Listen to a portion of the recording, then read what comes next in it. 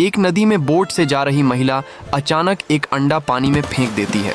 अंडा बहते बहते लहरों के साथ आगे बढ़ता है और आखिरकार एक हंस के पास जा पहुंचता है। हंस अंडे को देखकर दया करता है। वह नदी किनारे एक बड़ा सा घोंसला बनाता है और अंडे को उसमें रखकर पूरी लगन से उसका ख्याल रखने लगता है। दिन बीतते हैं, महीने गुजरते हैं और देखते देखते 1 साल निकल जाता है। एक दिन अंडा फूटता है और उसमें से एक चमकता हुआ फीनिक्स पक्षी का बच्चा बाहर निकलता है। हंस उसे अपने बच्चों की तरह पालने लगता है, लेकिन एक दिन फीनिक्स से गलती हो जाती है। उसके कारण हंस के घर में आग लग जाती है।